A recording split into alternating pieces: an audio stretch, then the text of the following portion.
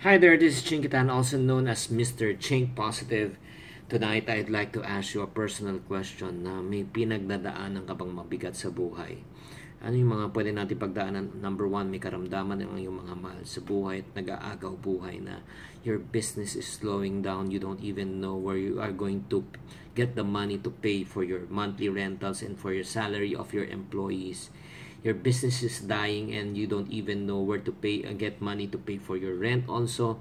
Marami kang mga utang na dapat bayaran at di mo na alam, na i-stress ka na dahil sinisingil ka na. You know what, if you're going through a lot of things right now, I also personally have also experienced that when my wife gave birth to our third and youngest child. After 3 days, she suffered severe head migraine. Ganun din po, to cut the long story short, she got sick, very ill, and she got comatose within 5 days, and we stayed in the hospital for 21 days. And during the time of depression and time of loss, I felt na talagang it was the end of the world during that time. I called a friend and basically sabi niya sa akin, and sabi niya, you know what, I cannot really say anything to you but really tell you just got to live one day at a time. Nung sinabi niya yun, parang sinabi ko sa sarili ko, it's easier said than done dahil wala kasi sitwasyon ko. But it really helped me a lot. Why? Because ito yung mga na-realize ko when he said one day at a time. Number one, hindi mo talaga pwedeng madaliin ang situation na yan, no? Minsan kasi pag tayo ay humingi tayo ng tulong, parang gusto natin yung parang quick fix ba, na maayos agad yung sitwasyon, na pwedeng magawa ng paraan para makaraos na tayo at malagpasan na itong pagsubok na ito. Yung patatawagin ng lahat natin yung mga Diyos at Santo na kung pwede sila isumagot na to come to the rescue. But you know what? Sometimes it just takes time. Sometimes you just need to be patient. Na hindi mo alam talaga. It takes time to recover. It takes time to cope up with things. It takes time to think.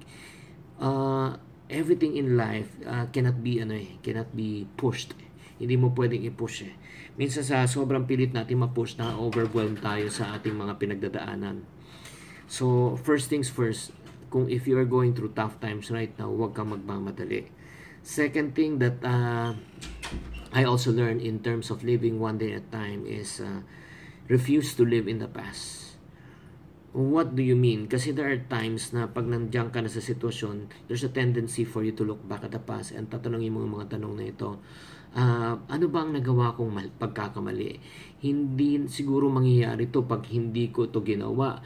Kasalanan ko yata to. So in other words, yan yung way of thinking natin, is going back to the past. And we have the tendency at times, no, to blame ourselves. Yes, sometimes we commit the mistakes. It's okay for you to admit. But what I'm really trying to say is, do not live in the past. Okay? Huwag kang tumira sa nakaraan. Because there's a big difference between living in the past and learning from the past. If you said you want to learn from your mistakes, hindi mo na ulitin, okay siya. Pero kung titira ka sa nakaraan at sasabihin mo, sana ganito nangyari, walang mangyari because hindi na natin pwedeng baguhin ang nakaraan. Third thing that you and I can do is also, living one day at a time, is identify the problem and set a standard. When you say set a standard, you got to know how to pick up the pieces. You got to have a starting point. No, start where you are. Start with whatever you have. Hindi mo pwedeng sabihin, ay, pag magbalik na ng normal ang lahat, tsaka ako mag-uumpisa. Hindi na magbabalik sa normal. Kung ikaw ay nawalan ng ng negosyo, hindi mo na mababalik agad yung negosyo. Kung ikaw ay nalugi sa pera, hindi na mababawi agad yung pera. Kung ikaw man ay nawalan ng mahal sa buhay, hindi na mababalik agad ng buhay, yung buhay ng mahal mo sa buhay. Isipin mo lang kung ano ang pwede mong hakbangin na pwede mong gawin for the present. Yung araw-araw. Like for example, meron ba sakit sa pamilya mo? Diba? Siyempre, kailangan mo rin mag-isip na magbayad ng mga bills. Diba? Kung nasa bahay na siya, kailangan mo na mag-isip kung paano mo silang pagsisilbihan, paano kung gigising na maaga, paano bibigyan siya ng ng pagkakakitaan, yung kikitain mo para pambayad ng mga maintenance medicine niya. In other words, paano mo siyang kakamustahin, diba? Para hindi siya maging insecure. Gumawa ka ng paraan para makatulong sa kanyang sitwasyon. So, that's what I'm saying na identify the problem and set a what? A standard.